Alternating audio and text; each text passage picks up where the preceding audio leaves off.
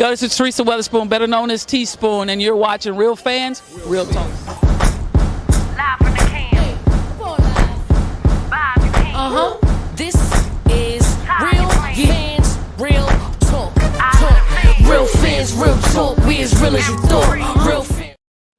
What's going on? Welcome to another live edition of Real Fans, Real Talk. We do have a special guest that's going to be joining us in just a minute. Olympic Gold Medalist Cathy Boswell. She was with us a couple of weeks ago, but we had some technical issues, so we're trying to bring her back on tonight for you guys. In the meantime, though, there is a little bit of action going down in the world of football as we get the 53-man rosters ready to go for this season, which will be starting in a couple of days. But before we get into all of that, let me introduce my co-host, my brother, Eric Sanchez, a.k.a. Legend in Two Games. What's going on, man? What's really good, bro? You know, we at that point, man. We're a week away. The season starts next week. FanDuel, they sending me all types of alert trips. They ready for me to put futures in. They ready for bets to get going. I'm super excited. And obviously, we have a special guest that we're hoping we can make things happen with tonight as well. Yes, exactly. I'm gonna start off with the Sanders brothers, really quick. On one side, Shiloh gets cut from the Buccaneers, and on the other side, Shador is named the third string quarterback for the Cleveland Browns after they trade Kenny Pickett. Yeah. Just talk to me, Eric, before, and we got Cathy's in the building. We're gonna bring her, but Eric, just talk to me about that really quick while we bring Cathy on. I'm still skeptical of the support that Shador has from the Browns organization. I've said that for quite some time. Even him being the number three quarterback on the depth chart, I still don't buy that the organization is really behind him, but we'll see. For Shiloh, he was undrafted, so we knew it was going to be tough for him to make the roster, especially for the Buccaneers, who already were a playoff team and had a pretty good defense. I got you. Copy. All right. Yeah. I do think Shiloh. I think he'll wind up on a team somewhere because injuries. Once the injury bug starts hitting throughout the season, I think he'll get another shot. And as far as Shador goes, I'm happy for Shador, but like you said, I don't trust the Browns organization. I think they handled this thing completely wrong. And I do wish Shador the best this season. Hopefully everything works out for him. With that being said, I'm going to bring on our special guest this week. Hopefully we got all the technical difficulties out of the way this week.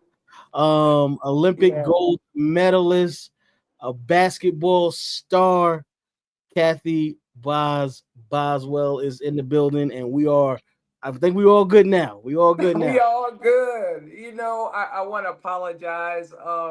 I was at my parents' that night and the power went out and the internet. They had a huge storm. I don't know if you remember, or that day. I don't know if anything happened for you guys up there, but we definitely. And I was like, oh man, I picked the wrong day to come to mom and dad's house. But I do apologize to everyone, and I'm here today, and I'm very happy to be here to answer everybody's questions, however I can.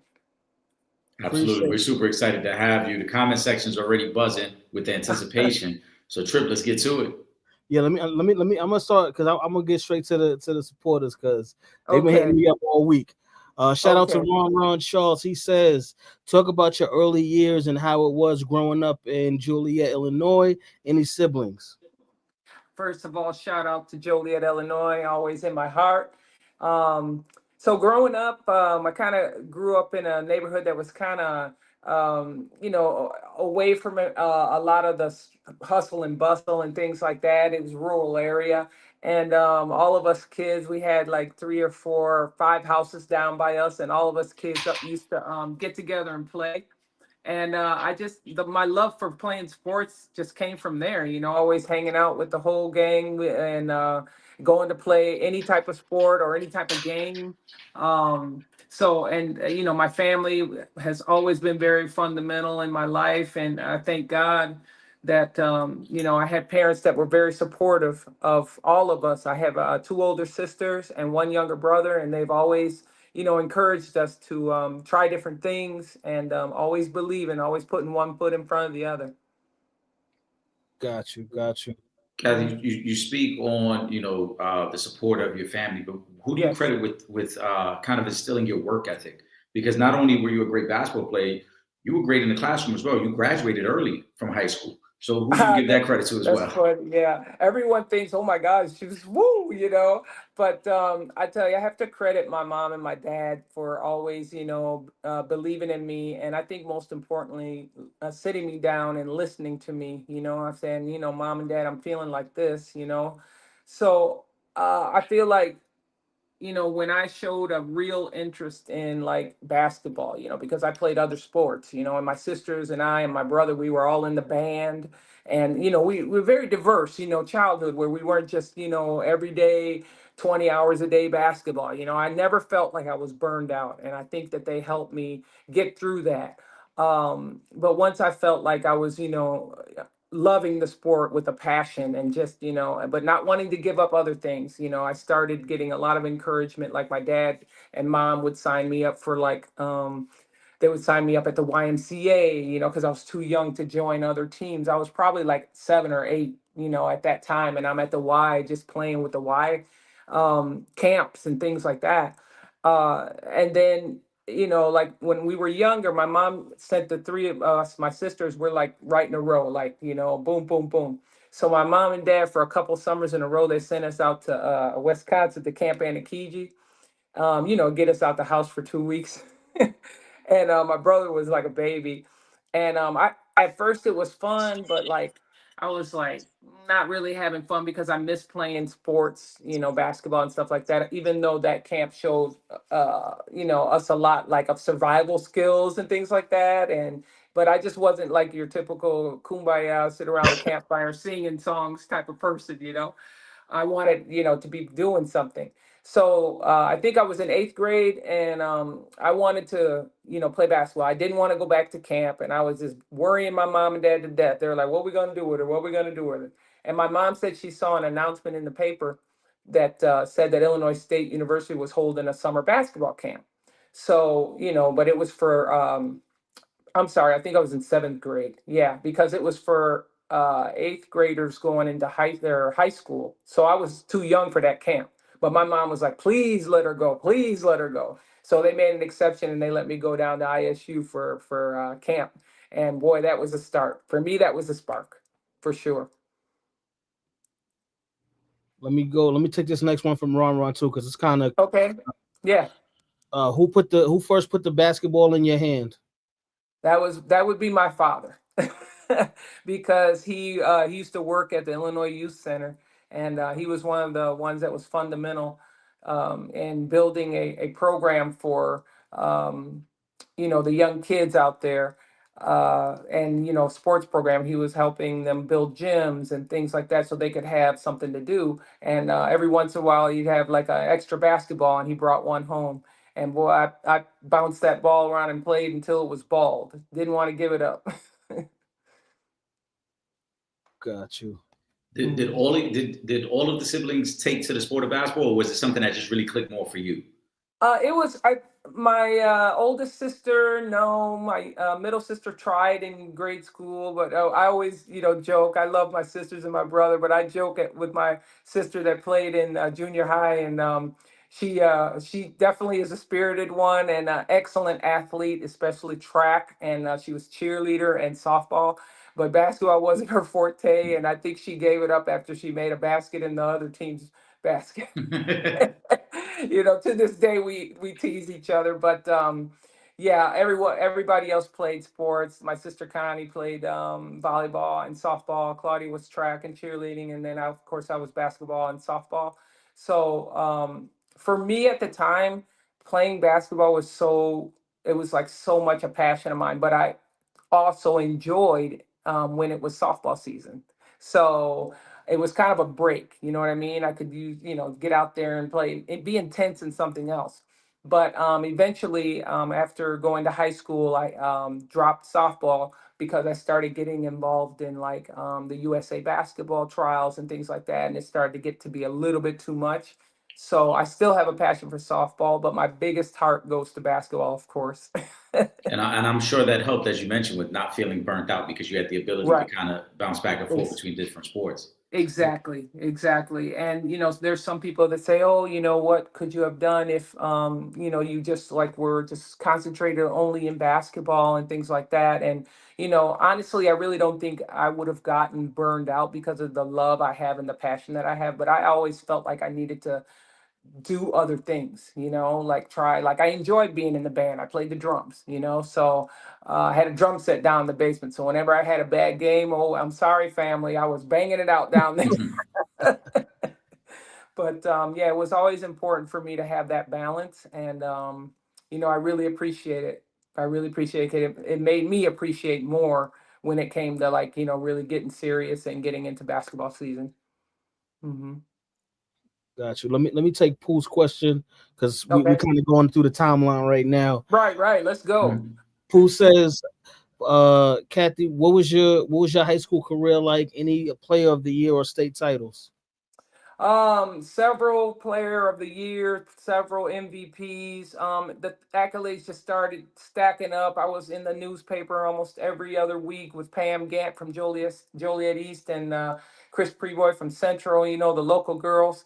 And we were like athletes of the week in the Herald News, and I was in there every other weekend. I just I would wake up and mom's like, "Oh, you're in the paper again." I'm like, "Oh, okay." But none of this other. I'm just saying it never phased me because I've always been down to earth. I always had my feet on the ground, and that made me push even harder. So yes, in high school, I received several MVP awards, all tournament team, all Chicago, all area, all state. And then my freshman year, we went downstate, and I was on the all state team. My sophomore year, we went downstate and we won it, and I was the MVP. So there's just, a lot of accolades that just kept coming in and coming in because of the hard work that I was putting behind it. Got you. All right. So now that we got high school, this is perfect because the questions are literally in Are like they in in order. order, like Yes, chronological order? you can't make this Sounds up. good. Sounds Kyrie, good. shout out to Kyrie Thompson. He says you picked Illinois State. What Mhm. other schools did you consider and why Illinois State? Um, Honestly, when I made the decision to take the jump, I was very, very fortunate. Let me back up a little bit because I needed to have certain hours and classes in order to graduate. Okay. So I think because I had gone down to Illinois State and I got a taste of what it would be like to play in college basketball, and I saw that I was like keeping up with the college girls. So that made me want to even, get out earlier, even sooner. We had won the state championship already, and I was like, looking for something else to do, something else to conquer, something else to challenge myself. So I took some classes at JJC, shout out to JJC, and, got the hours that I needed in order to graduate. And so I graduated early in 79, even though in my sophomore and junior year, I was getting letters from Texas, Tennessee, Ohio, Iowa. I was getting letters. I had a shoebox full of letters from schools that were interested in me. And I wish to God I would have saved all of those, but my mother and father can attest to that for me. And I would read it and I was like, "Oh, wow, this school. Oh, wow, that school," So, but I was so young. I was 16 because I'm a November baby. So I was going to college and I was going to be 16 until November. So, and school starts in August. So I felt like I didn't want to do a disservice to my family, to myself, like going far away. I wasn't that type of kid. It's like, "Oh, I want to get the heck out of Dodge. I don't want to be here anymore. I was the type that I want my family to be able to enjoy my career. And Illinois State was the perfect place with coaches Jill Hutchinson and Melinda Fisher. They brought me in, they brought me under their wing. I knew what kind of program it was, but I didn't quite understand like the mid-major definition. I just knew I was going to college to play ball. So, and I knew that my grandparents at the time that were living and my family, my close family, could be there and support me. And I could get an education that, that I, could use later on in life. Absolutely. And the recruiting process obviously was different at that time. Were you paying attention to where some of the Absolutely. other top basketball players were going? Like, did you notice like, hey, this person's going here, this person's going, or you were just solely focused on what you needed to do? Absolutely. Yeah, I saw a lot of the players that were a year older than me and where they were going, and I was like, oh man, because at that time, mind you, it wasn't that long ago that schools were giving out, scholarships to girls, full scholarships, you know what I'm saying? So it was so cool to see like so many players, like, I don't know, I could start naming some, but like, I don't want anybody to get mad, but like, like Tina, like you had on Real Talk. That's my girl, right? And I sent her something. I'll have to tell you about it if we have time later. But I sent her something that when we played together on the international team together. Mhm. So I was like, Tina, you don't remember this, do you? And then she was like, oh, sis, thank you. But like, I saw how all of these players were going to these schools, and I was like, oh man, that's great. But I'm happy with my decision. I'm very happy. So they really did take care of me there. Was there any school that you kind of at least would like, maybe? Absolutely. Absolutely. After my freshman and sophomore year at ISU, um, I had a really, really good season, sophomore year especially. I had a little birdie in my ear that I wanted to transfer to Tennessee. Okay. Mm. I know that, Pat Summit was, Mhm. interested, but she was also a very good friend and a very, they developed the Women's Basketball Coaches Association. My coach, Jill Hutchinson, and her together, and a few other really great coaches developed that program. And I sat down and I talked to my parents about it, and and they said the first thing they said, well, are you happy at Illinois State University? I said yes. But somehow, somewhere inside of me, I felt like maybe I'm missing out on something because of these Big Ten schools. What are the MAC conference? All of these conferences were so much bigger because I started to realize that I was at a mid-major school. You understand what I'm saying? I'm only 16, and I'm like, what's that? So I think our coaches, and I have to give hats off to them what they did. They actually put us against these big schools. We're talking about Illinois, Michigan, Ohio State. We went out to California, played Long Beach, USC, UCLA. I mean, I was in a mid-major school, but we were playing, big time schools, and we were beating a lot of them. Okay, we were beating a lot of them. So I started to feel really, really good about that. The fact that we could be a small school and mid-major school, and we can go out there and people be like, oh, here come the Illinois State, and then we get whoop up on them, and then they're like, oh, what just happened? You know what I mean? And or play a game with Louisiana Tech and only lose by 14. Play a game with Tennessee and only lose by 14. You know what I'm saying? So we were there. We were like in the top 30 in the country, top 30 all of the 4 years that I was there. Because mind you, they had MAIW, and then that switched over to AIAW, and then from AIAW, finally my sophomore year, we got to NCAA. So we were still playing these top teams, Kansas State. I mean, I'm telling you, I could start listing them off, and y'all would be like, "Oh, you went all the way out there?" Yes, yes, we did. Our coaches were wanted to make sure that people knew who we were. Let me hold on. Let me go up here. Shout out to G Suave, Okay. two-time Kodak All Region selection. I just need to drop the stats now. Uh-huh. Two-time Wade Trophy finalist, Yeah. two-time WBCA All American in college. Cathy, what's the most points you scored in a college game? Oh gosh. I swear I was looking through the record books. I was trying my best to find that. It had to be maybe 37 or 40 something, but not much more than that because it's funny, my role in college changed a lot. Like I came in like 5'9" and 5'9", 5'10", whatever, playing kind of like an off guard. Was working on my shooting and everything like that, and I get thanks to the coaches for helping me with that, and the trainers. They always kept me on point. But then later on, my junior, my senior year, because of the recruiting and the players that we had, they needed me to be more versatile. Which I thank God that I got a chance to play power forward, like a 4 or a 5. So sometimes I'd have to go in there and guard the big girls, and that's just learning how to move your feet and your body. and I was pretty athletic, so nobody was trying to lob over me because I'd get it. You know what I'm saying? So I feel like that all of that has given me the depth as a player that I had, and has prepared me and had prepared me for the moment that I dreamed about, which y'all know. Yes. Let me go. Mhm. I've got one more. We leading up to that moment too. Yeah. Yeah. Kathy, you For were in sure. college from 79 to 83. Who were some of the Correct. top players in college during your time? Top players?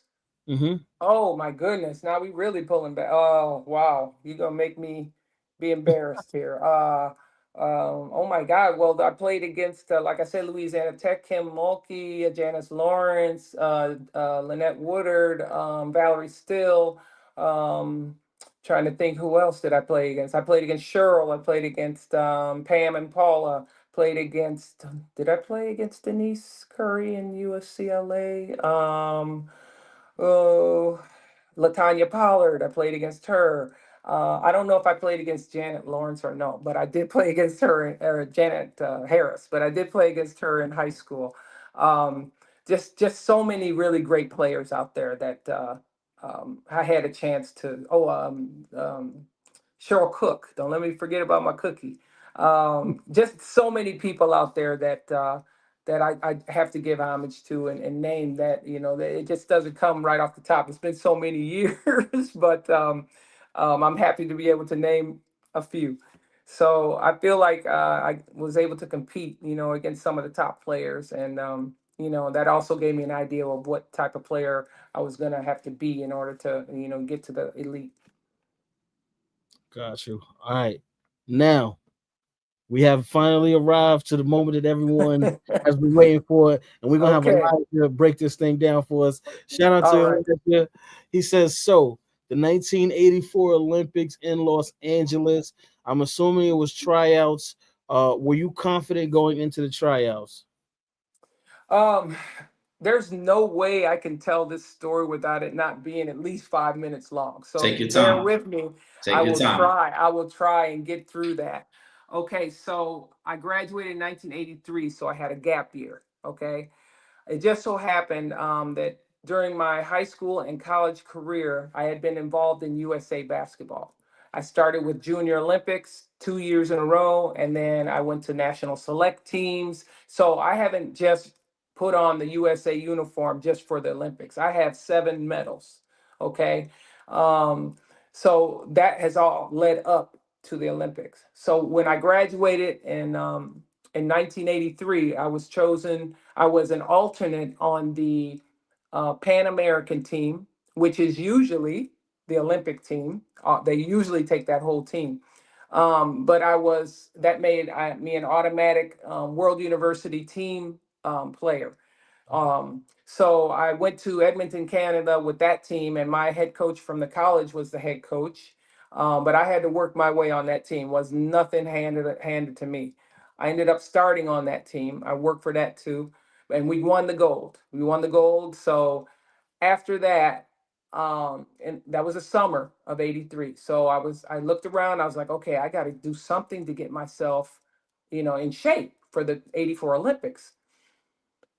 I thought about going back to ISU and practicing there, with the team and weights and have something more controlled. But at that time, I received an offer to go play in Germany. Mm. Okay. And that was the first country I played in. Do you know I didn't think twice? I didn't know what type of league I was going to find. I didn't know what language I was like, I don't know how to speak German. I was like, I just Hmm. knew something in my heart told me, I was 20 years old because I wasn't even 21 when I graduated college. So something in my heart told me you need to do this. So for everything, for growth, for maturity, you need to go be on your own. You have everything has been implanted in you of what you need to do to be on that team, right? So you have weight training, you have running. They give you stuff that they expect you to do over the summer in order to come to the tryouts in Colorado Springs, right, and be ready to try out. So I used my year and I went to Germany, and it was definitely culture shock. you know, we practiced 3 times a day, a week. 3 times a week, which was not enough for me. So I had spare time to do my stuff.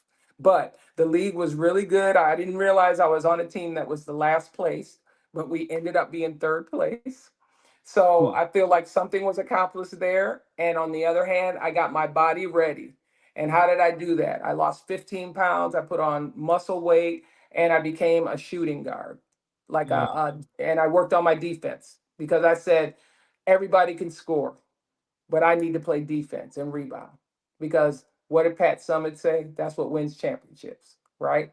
So I played that year and I came back home and I got to receive the letter that said, okay, it's time for the tryouts. Well, we'll have in the tryouts in about a month or so, and then we need you to report to Colorado Springs because that's where they had the tryouts. As a kid, I had asthma. I had a little bit of problems and things like that. I was like panicking. I'm like, oh my God, I'm gonna go there and I'm gonna be like, everybody laughing, right? But I was very fortunate that my coach helped, and she was very instrumental. My coach has helped me to get to Colorado Springs, and I stayed with a not a teammate. I stayed with one of their players that was going to try out for the Olympics too.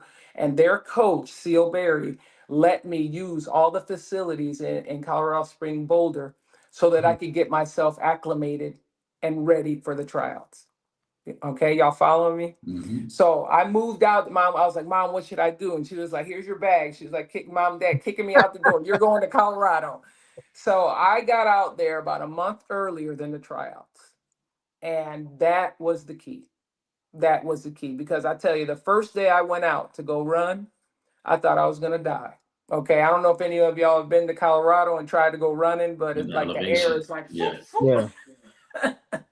So I was determined to get myself used to that and acclimated, and that's exactly what I did. I got on a weight program. I got to use the facilities to, the gym, to do shooting, to do drills, to do running, to do everything I needed. Everything that was on that paper, I was gonna have it done. Right, run the mile in this long and do that. Whatever it was they asked, I was gonna do it. So it comes time to the tryouts, and I'm there already. So we get there, and the first day, I'm rushing through this a little because I know there's probably more questions. There were more than 300 and something girls in those 4 gymnasiums. Wow. Okay. Can you imagine that many? Because it was called open trials.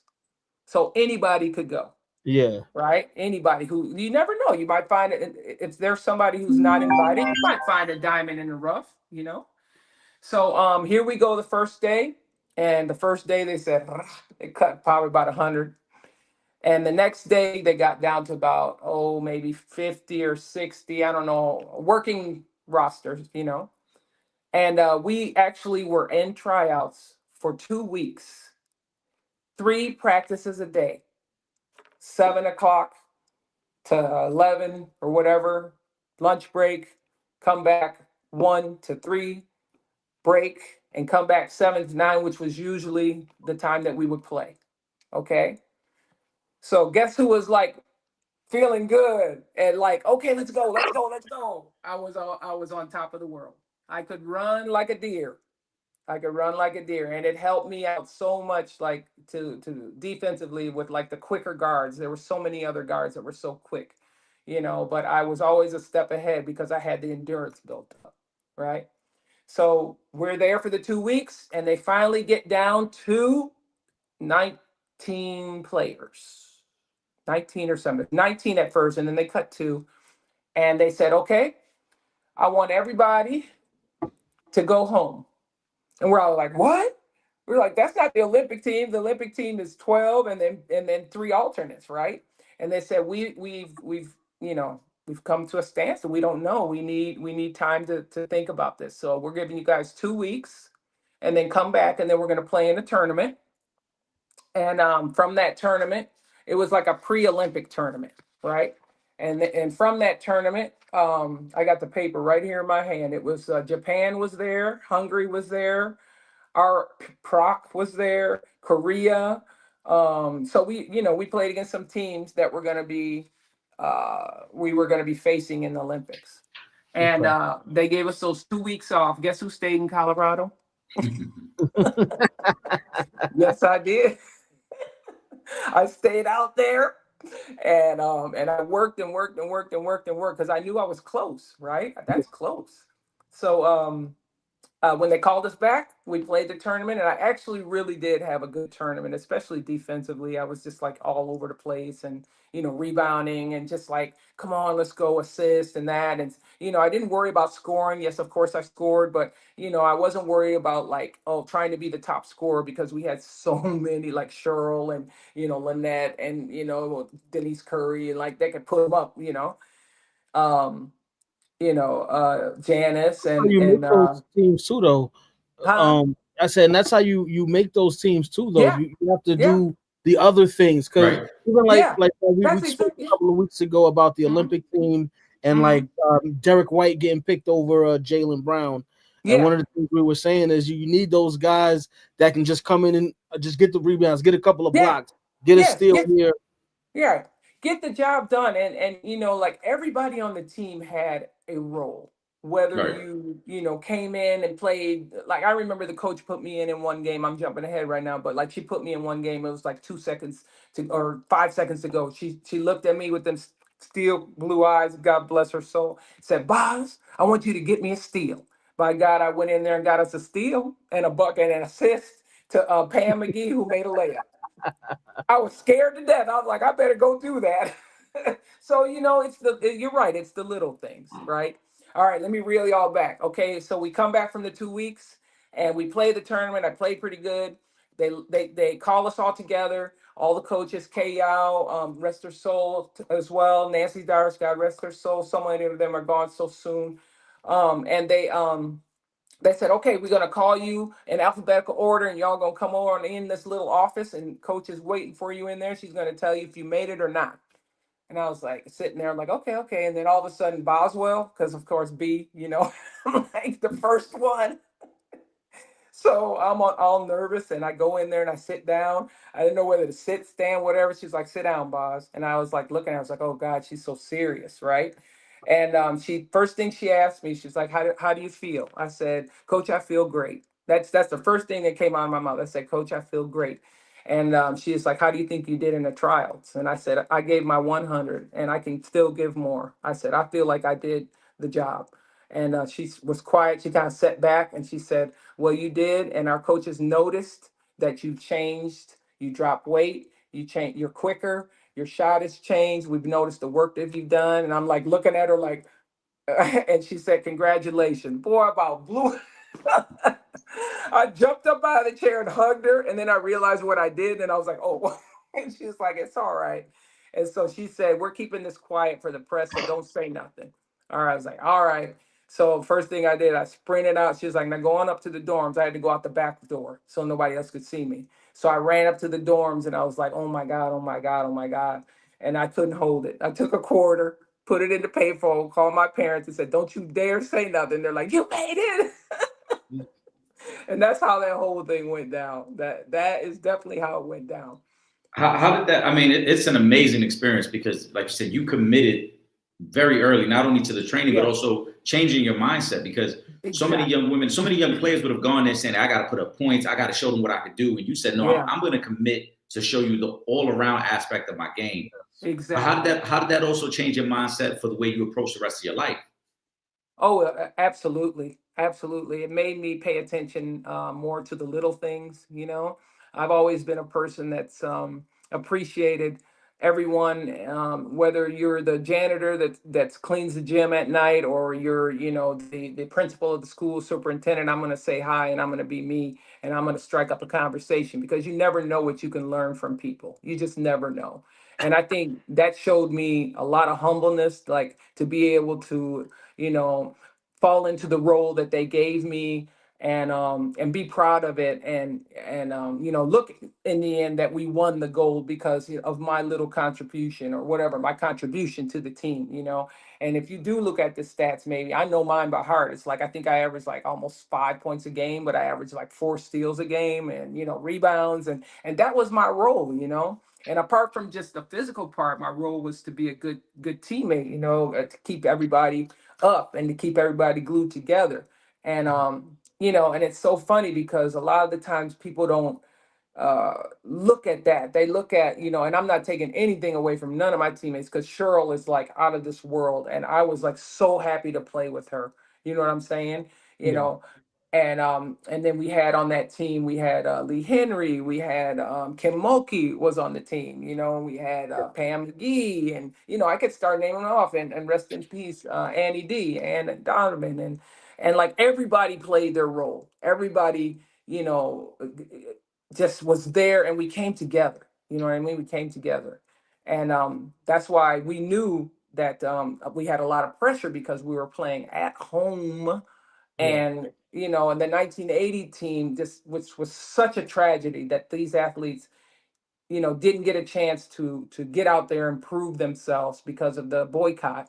So we even felt that pressure of that. You know, we are like, we got to do this for the 80 team, man. We got to do this. They didn't get a chance, and a lot of the players had already like aged out, so to speak. You know, from have coming to try out again.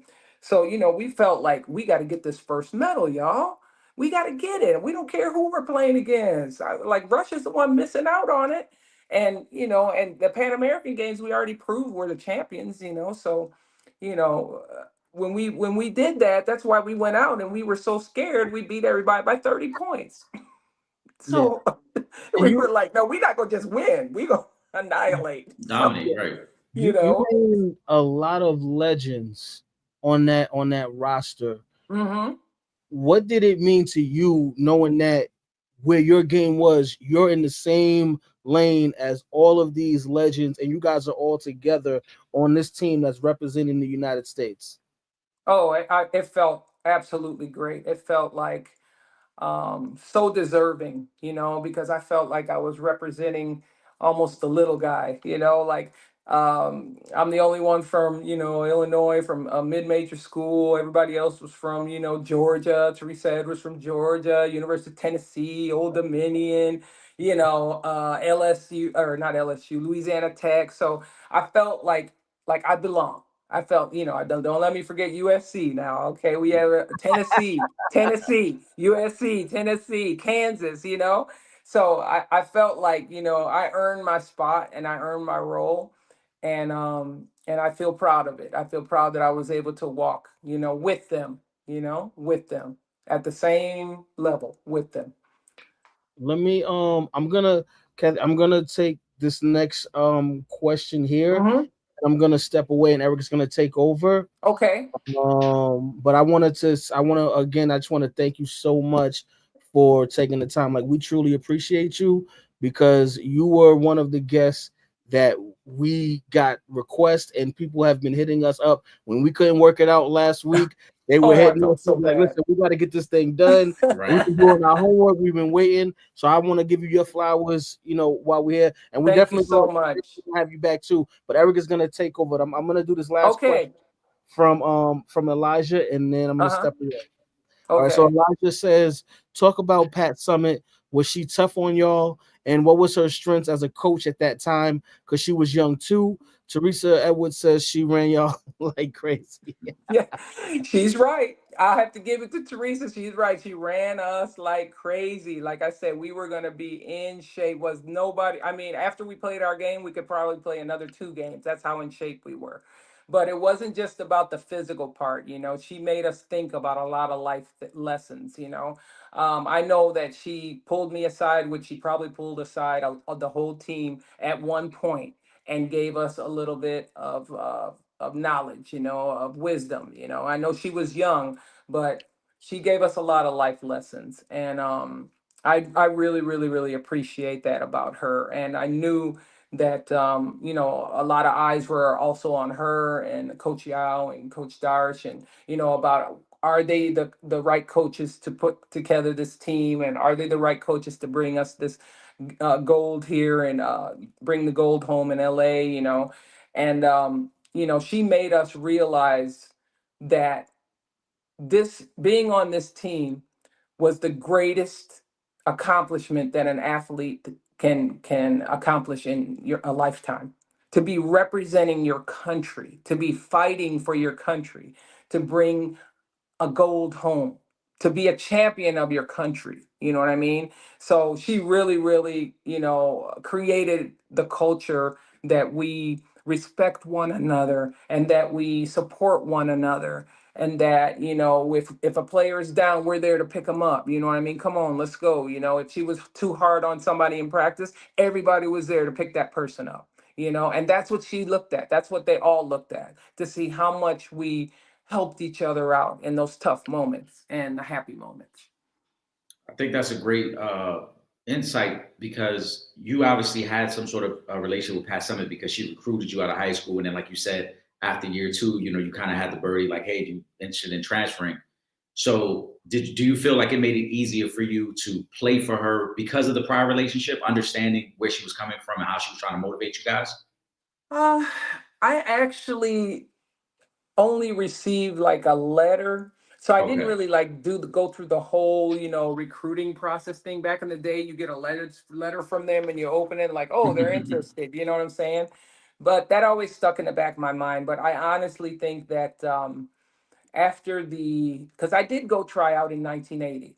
Okay, now mind you, 1980, I'm really, really young. I'm like 17 or something.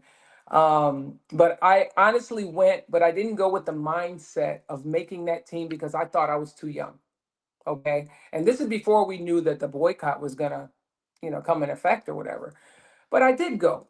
I went and I ended up, not bad. I think I got cut when it was like 17 or 18 or something players left. So I was pretty close. So that gave me a new like awakening. And I think that's what Pat did for all of us. I think that she made us realize that, we can, the sky's the limit. If we put our mind and heart into it, then, we can reach heights that no one could ever, ever take away from us. Okay. Shout out to John. John, he wants to know Cheryl Miller. He said he's a youngin' and seen clips and interviews, but talk about Cheryl in terms of how was it playing with her and what made her the player she was. Seems like she played so hard. What was her strengths as a player? Oh, she was super, super, super athletic, like one of the most athletic on the teams. Just a phenomenal player. She could jump out of the sky, made everything look easy. She was very, hard to stop going to the basket, beautiful shot, stop on the dime, jump shot. Great teammate, great player. Cheryl and I roomed together when we were in Taiwan. We had some funny times, we looked out for each other. She was a great teammate, but I also played with Cheryl on another national select team where we went to Yugoslavia. So Cheryl and I have been on a couple of USA teams together. I think I was captain on that team, I believe. So getting to know her and her personality and just a winner. You know what I mean? Just like many of us, like all of us, we hate to lose. We hate to lose, but we know how to handle that. You know what I mean? And but she's just such an exciting player and just was very like she was the spark, you know what I mean? Like she would ignite, and we would all be like, let's go. She would bring us all up to that spark. Mm. Hmm. Shout out to Amani. She asked, talk about Lynette Woodard and Janice Lawrence playing with them. My dad said Janice had the kiss off the glass shot. Amen. I love that. There was nobody I ever saw that could shoot and kiss it off the glass like Janice from the free throw line. Now, if she had to jump Wow. shot, I'm telling you, she was dead on it. And what a great person! I'm telling you.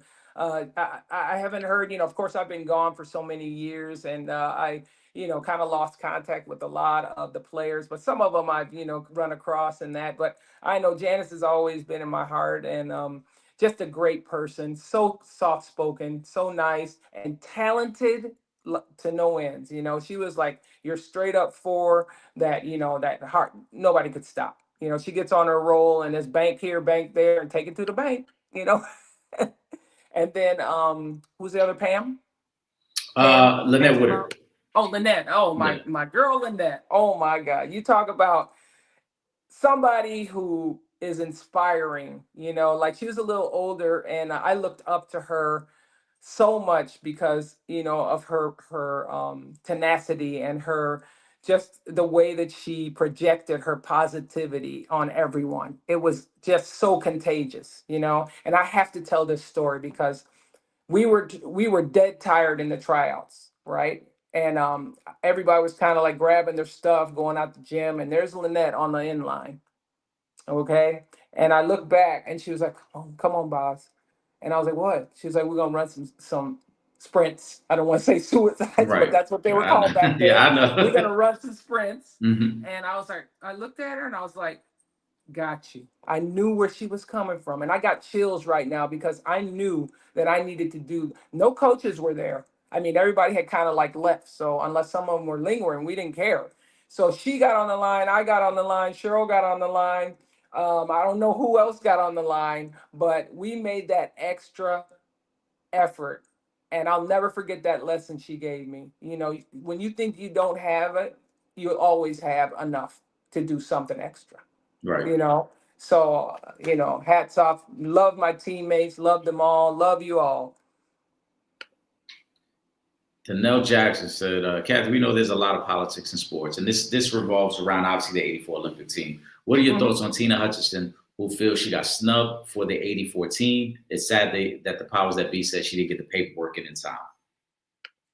I don't really know like the story that was behind all that. I don't know if I believe in like what was said about the paperwork and this and that. I don't really know. I never really, found out what that was. Talent wise, yes, she was definitely a player that could have played on the any Olympic team. Okay, but ultimately that's up to the coaches and their decision because there's probably so many other players that could have taken my place as well. Like, I mean, I would say I'm looking over here, I have like a sheet where Latanya Pollard, you know, baller, talk about a pure scorer like Latanya was. Like nobody could stop T, you know? So, I just feel like so blessed that, there was something in me that they saw that I would be able to form a part of the team that the culture that they wanted, Tina is an excellent player. She could have been, so many of my friends, so many of my baller friends could have been Olympians. Cookie, Cheryl Cook, she was on the Pan Am team, so you wonder, what is it that they saw that they were looking for? So I don't really know like the full story, but yes, is she a player at that level? Heck yeah.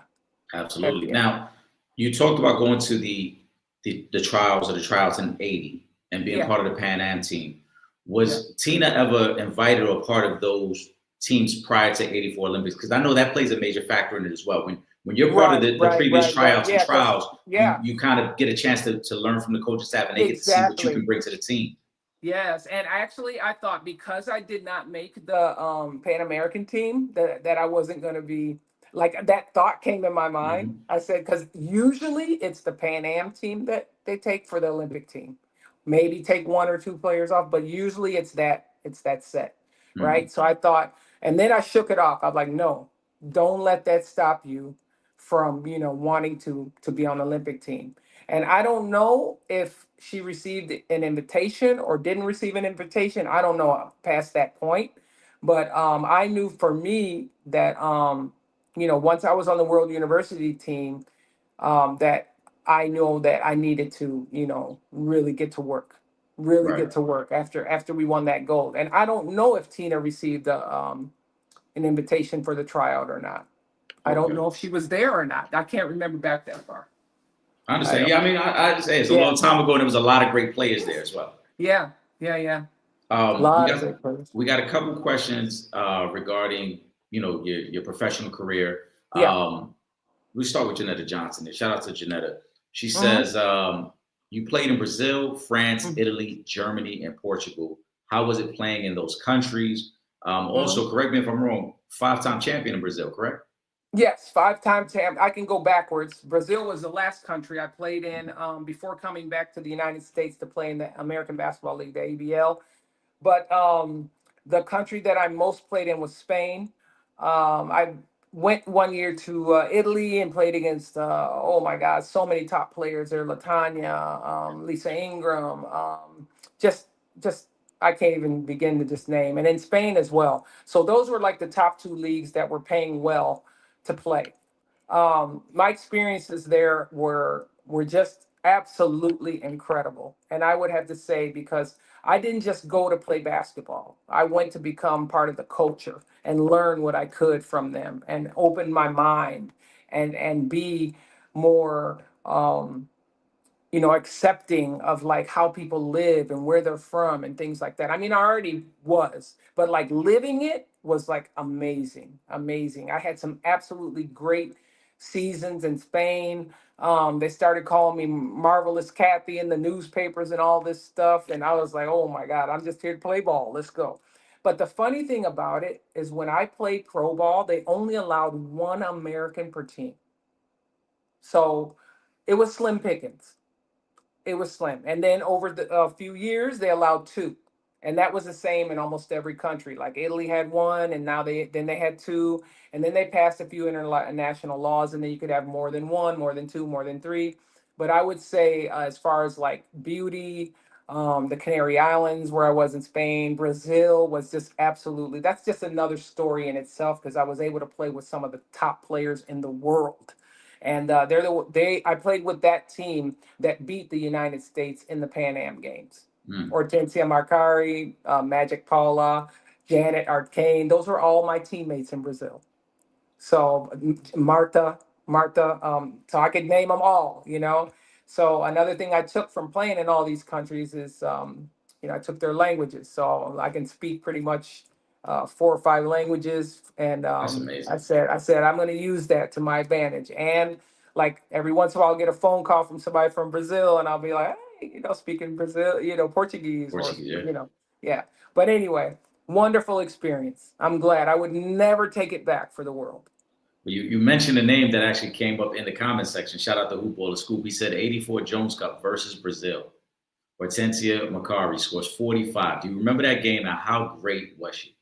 Absolutely. We were just falling on our knees saying, thank God we won.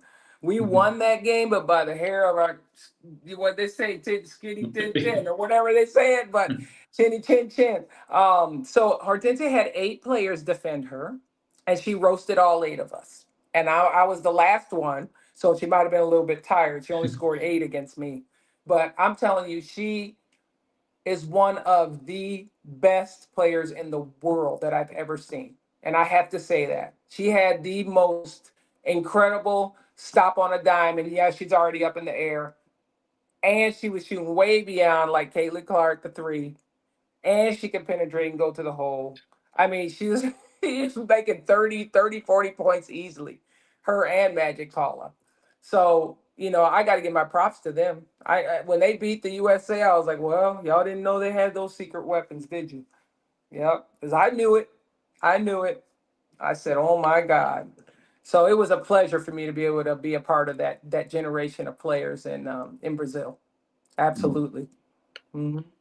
Hype Waller, who says, Cathy, did you at 44 years old average 18 and 12? Yes. Yes, I did. At 44, I was playing in the second division in Spain, which is A2.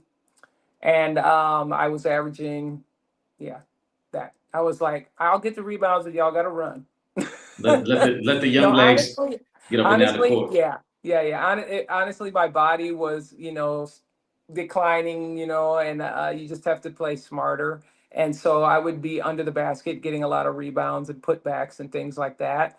But I actually helped my team in Spain to go to semifinals like that. So I played actually until 50. And but when I was like 50, I was just like out there kind of like helping out at times, and then I'd go out and then I'd go home and take 3 aspirin and then not get up for a week. But that was also a third division, so I kept moving down with the age. Do you yes, feel sir, like, that is true. obviously the body's wearing down at that point? Yeah. It's inevitable. Yeah. But did you feel the game was just so much easier for you because of where your basketball IQ was? Yeah, absolutely. And I was playing with younger people too, younger kids. So it was like I was more out there showing them, how to, play with your head out there. Not Kind of like a player coach don't out just there. fling your body around, Right. play with some smarts, read the game. And it was fun for me to be able to help them out because I was retired. I was actually coaching. I was coaching and they pulled me out of retirement because one of their players injured. So got injured, and I was like, okay. So I wasn't even in that great of shape. But that was like when I was 50. But 44, yeah, I was in shape. So. Hmm. Gotcha. Shout out to Will Gordon. He wants to know, besides the language barrier and cuisines, what were the biggest challenges playing basketball abroad? I think adapting to the style, it was played much more different than here in the United States at the time. They had a wider lane. I don't know if you've ever seen like those old FIBA pictures. Hmm. The lane was wider. They had there was a time where if there was a traveling, you would take the ball and run to the sideline and throw it out. So it was a quick game. So I think just adapting to their rules and their physicality um, was a challenge at first. But when you can put the round thing in the round thing, it's all the same once you get used to that. So, Right. mm, Amani Williams wants to know, the ABL starts in '96. mm, Played for Atlanta Glory, playing with Teresa Edwards, Katrina mm. McLean, and Saudi Roundtree. How was that Saudi. experience? And Saudi, yeah. Oh And man, great how was that people. experience? And was Teresa the player coach on that team?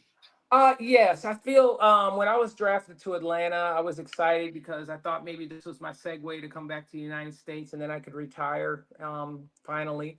But going to Atlanta, it was also an adjustment for me coming back to the United States because I had been gone for so long. So there were so many things that were foreign to me. I would say foreign in my own land because I've been gone for so long. And the style of play. So I think it took me a while to adapt to the style of play and again against playing with my teammates and things like that, and then having Teresa, my Olympic teammate, be a head coach and a player. That was a difficult transition for me at first, but and for me and everyone. But I feel like um, I was trying to adapt to that the best way that I could. I was actually kind of sidelined in Atlanta a little bit too. So for me, it wasn't a great year to be for me playing there because of the me having to adapt to so many things, and didn't really feel comfortable playing because I played in Europe for so long that I lost touch, not lost touch, but I felt like my game needed to get back to like how we play in America. You know what I mean? A Right. little bit. I don't know. I felt a little bit of gap there, and then I got hurt. But I said, I'm still gonna stick it out. It's just my first year. I'm 33. I turned 34, and I was like, okay, but now I got to start thinking maybe after next year, after I was drafted to Chicago, the next year, maybe I think about retiring. But that didn't happen. Anyway. Yeah. I think your journey is amazing, and I wanted to ask you, and I want to know, how do you view the evolution of the women's game now? You referenced Caitlin Clark, and obviously, I'm sure there were women doing some of the same things, if not greater. Then, obviously, the media coverage is different now. But what do you Yeah. think about the evolution of the women's game? Um, I think it's absolutely amazing. I think to walk out now, in the United States and see arenas sold out, seeing young kids with jerseys on, boys and girls, men and women, the following. I think that part of it is just absolutely amazing. It's something that all of us blazers, and legends have dreamed about to see this day come about. But I think that we still need to stick to just playing basketball and not too much. Like I've seen a few games where there's been, a few like incidents that break out. Mhm. Things happen, but like, let's stick to the game of it. Let's stick to the sportsmanship of it. Let's make people keep falling in love with us because of our talent, of what we can show out there on the court and how we can keep drawing in young kids to love the game and aspire to be a WNBA star. Who are some of, whether men or women's game, who are some of your favorite players to watch now? Some of my favorite players to watch now, that's tough. um there's so many. Oh gosh. You put me on the spot here. I'll have to like think about that because Okay, like we'll there's come back just to it then. so many, so many. Like I could, as far as post players, Asia Wilson, like she's just very tough, and under the boards, and I also like Nafisha Collier as far as like big girls, because I see my like Nafisha's kind of like, she's taller than me, but like our positions were almost like, the same, like facing the basket, put your back to the basket, things like that. She's an excellent player. Just guard wise, there's just so many that are just so good. So many that are so good that I wouldn't do justice if I started naming all the Right. favorite players, because I kind of like the how everyone is participated in the league, and what they're giving to the league. Right. All their contributions. Yeah. Shout out to John. He wants to know how good was Joyce Walker and Latanya Power? Oh, ballers! I played with Joyce Walker on the World University team, I think. World University. Or one of my national select teams. I'm not sure. Joyce is funny. She's fun. She's a baller. Okay. Joyce was one of them street ballers that could bring it to the court. Okay. She could juke you in a second. She was so quick. And Latanya, she could shoot the lights out of an owl. Okay. Let me tell you, she was such a versatile player as well. And these are players that I would love to see get their flowers. I just, I know that Tina Hutchinson talked about that. And I don't think that, our the younger generations give enough shout outs and flowers to the people that have laid that groundwork for them to have what they have today. Right. I'm very thankful that, I can look up and see these kids with all these, NIL deals and all this money coming in here and there and publicity or whatever. If that's the road that it's taken, that's the road it's taking. But hey, we had to we had to lay that road so that you guys could do that. And it would be really nice if I thought about this, maybe I'm giving an idea away that, who knows, but like at every home game in your city, like let's say the Chicago team, Chicago Sky, like at every game at halftime, they name 2 to 5 players that have, put their life down so that women's basketball could be where it is today. The players or coaches, that have done it all so that they could see this happening here in life. Don't give me no flowers when I'm already, Right. So yeah, I feel like that's something that's very important. And me coming back to my hometown in Joliet, I always give a shout out to if I'm talking about somebody, I'm always saying, hey, I'm from Joliet. I went to Joliet West. They gave me everything, my start, and now they're giving me my finish here. A full circle. So it's important to remember your roots, where you're from, the people that helped you to get where you are today, and just give them their flowers. Absolutely. I had asked you a question. I'm going to alter it a little bit because Will Gordon has kind of a similar concept.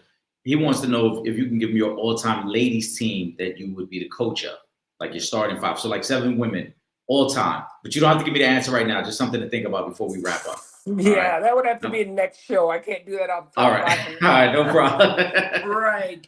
Honestly, wow. No, that's a tough one. All time. It's just like I don't really. It's so many great players. Yeah, it's just like there's goats now. It's like if you ask me, there's 100,000 goats, Right. or more.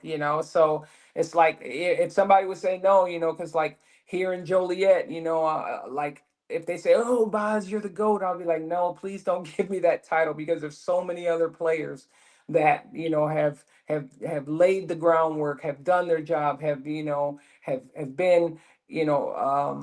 role models, and just great people for younger athletes to come up, to look up to. So, right. And do you think it's even fair to compare different eras? Because I look at it from the Yes. perspective of yes. the Absolutely. game has changed so much. It's tough to compare eras. Absolutely. And I think who said it best was MJ. MJ said it the best. He was like, I don't consider myself the GOAT because I didn't play when Wilt Chamberlain did. Mm-hmm. Period. So that, thank you for the honor or whatever, but like, and I think you shouldn't be mixing the eras like that. Everybody in their era did their thing Right. to make basketball what it is today. Right. To help push it forward, to help it evolve. Exactly. And it's always going to be somebody great from an era. There's going to be multiple greats from an era. But again, how do you compare it? Right. Exactly. But then we get into this comparing. We get into this, which is a natural thing to do. But like we don't need to, blow it up like that. Leave it, I don't know. I just think it gets out of hand because, I agree. Anyway. So, I agree. let me cut up. No, I listen, I agree with you. And it's one of the things that Trip and I have talked about several times. I no longer want to do just singular GOAT. I think there's got to be a collective. Basketball requires 5 guys on the court or 5 women, then there should be 5 at least in the conversation. Yeah, because and at least as you mentioned, 5 in that era, or right, 5 or 10 in that era. Best of the whatever. era or best at your position, something like that. But to say singular, one person stands above over 800 semi candidates that's just tough. Yeah. Hoopballer Scoop said on the '82 USA team, you played with Paula McGee, Valerie Walker, and Valerie Still. Talk about those 3. Wow. You talk about like loving to pass to either one, any of them out on the court. Okay. So much versatility, especially in Valerie. Still, she's such a versatile, big, 4. Who was that? Pam McGee was the other? No, who was the other 2? Val Still. Yeah, he said McGee and Still. Yep.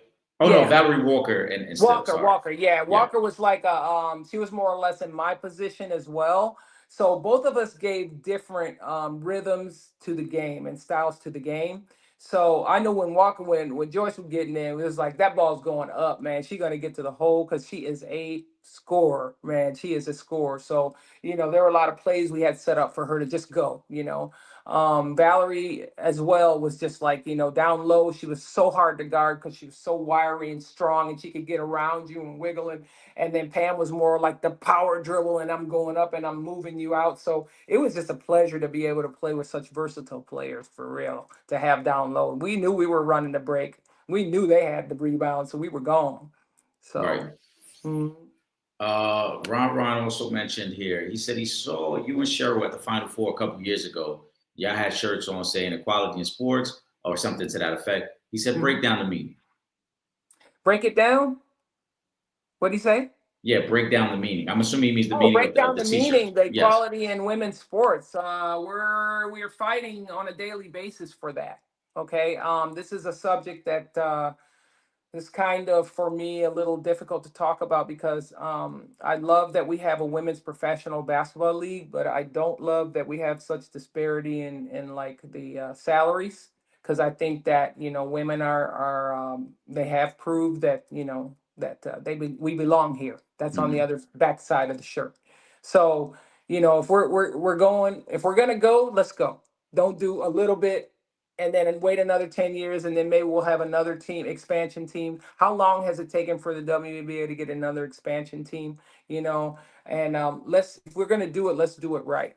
You know what I mean? So I love the glamour of it all, but let's back that glamour up. And I'm gonna leave it at that. Understood. Dion Hoops page. He said, did you ever play against Lisa Ingram? Yes, and I also played with Lisa. How would you describe her game? Oh man, you can't stop Lisa. Big Lisa down there. You cannot. Shout out, girl from Florida. She let me tell you, Lisa was, if anybody was behind her, I'm sorry. They were either on the floor and it wasn't gonna be a charge, or it was an and one. Okay. And she had a really soft, sweet jumper. So she had a little turnaround, step back that nobody could stop. So she was fun to play with, fun and funny. She was on that same team that me and Kim Mulkey and Cheryl and oh gosh, who else was on that? I need to see the roster on that. But that was the team that we went to Yugoslavia to play. And they tried to give us some nasty food so that we would all be sick and not be able to play the championship. But we ended up beating them anyway. So there. Wow. And that's I can't find in the records a lot, that win. And our coach was Teresa Grinch from Rutgers. She was our coach. And you can't find that in my history of being on that team, that we won the gold medal there. So yeah, I was teammates with Cheryl and all them for 3 teams and things like that. Right. Shout out to Hoops Nation. I know you had a question about Lynette Witter. But Cathy did speak on Lynette earlier, so I don't want to have her repeat some of the same stuff. And same thing with Scoop Hoop. He had a question about Teresa Edwards. I know we have recently spoke about Teresa Edwards as well. So I'm not going to have you kind of go through the same questions again.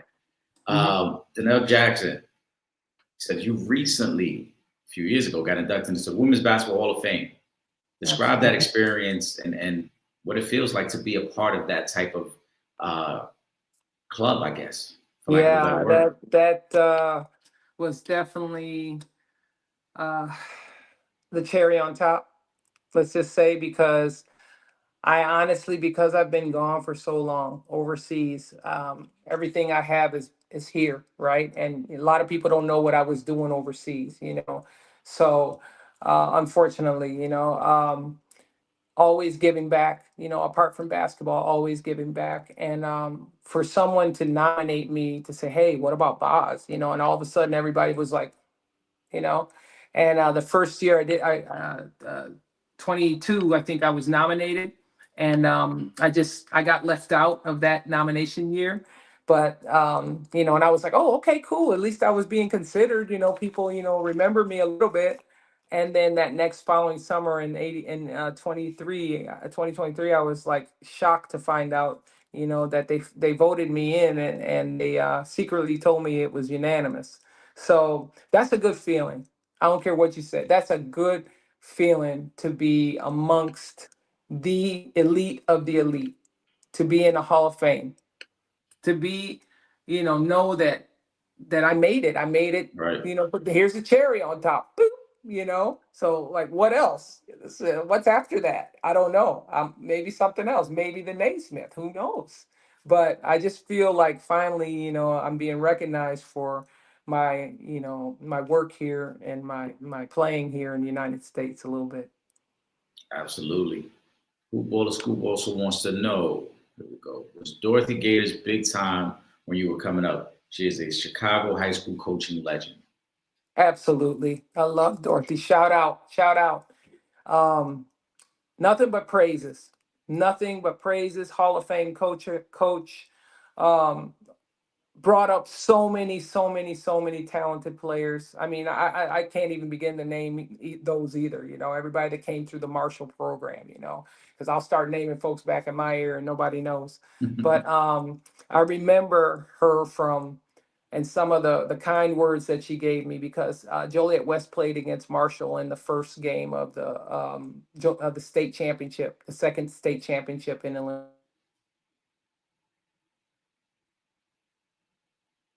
And we beat the game. She came up and she told me not to ever stop dreaming, and because I could do anything that I put my mind to. She said, "You're an excellent player and better person." I said, "Thank you, Coach Gators." And to this day, we hold the utmost respect for each other.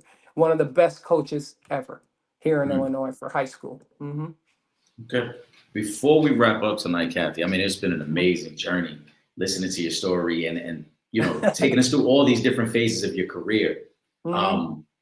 Let the people know where they can find you, whether it's on social media or anything you have work that you're working on right now, so that way they can continue to follow your journey. And well, you can definitely look me up on Facebook, or where else? Instagram. I'm on there too. I'm not too, I'm kind of shy, so I'm not really like out there. But like my niece has put together a few things for Okay. Cathy Boswell fan page or whatever. If you guys want to drop a comment there or something, and I haven't really been too active on it, but like I want to get back into it, because there's people that have a lot of questions that that I would be happy to answer. What am I up to now? I'm back here in Illinois. I'm coaching at Manuka High School. I'm also working with special education kids, just giving back to the community. And here with my family, my whole family is here. So I'm very, very excited to be back and for good, and to be with my parents, and surrounded with the love of my parents and my family. Um, so I expect to try and do some projects this summer, whatever I can help out with, like maybe speaking engagements or like camps, things like that. I'm open. I definitely want to go down to see my Redbirds. Shout out to the Redbirds down at ISU. Definitely want to get down there to see a couple of games if I can, and be supportive. Yeah, I'm like I said, I'm very open. You can always send me something on Facebook or Instagram, and I'll definitely answer back. We thank you. It's been, like I said, an amazing, amazing opportunity to sit down and speak with you. and you kind of enlightened us on the whole process of everything that it was in your journey as well. And so we hope to have you back real soon as well. We're going to make sure we include all your social media as we post the clips up this week. And absolutely.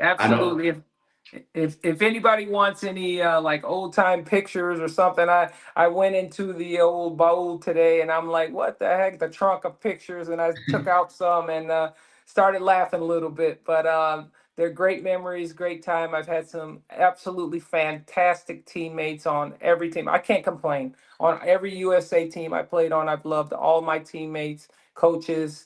You know, I've had some great coaches, great leadership.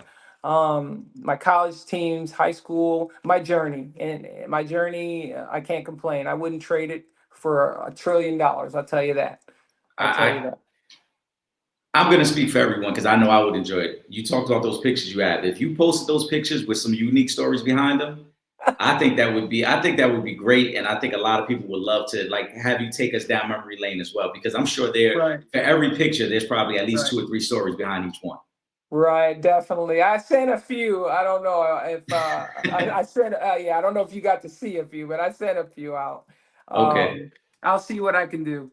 Okay. Well, we appreciate that. Like I said, we hope to have you back. We're going to wrap up tonight from our brother Trip Young. I know he had to step away, but he's going to be reaching out to you as well because, like I said, I'm pretty sure we're going to want to have you back to just get into some more basketball conversations and pick your brain on different things. Definitely, and I'll try and get in my head a few players that that would maybe enter in my 100,000 of great players. Okay, right. We got to save that one for the next time. All right, we got it. Next time we get together, we want to hear back to Will Gordon's question. Okay. 7 players that you would have loved to have on the team that you could coach.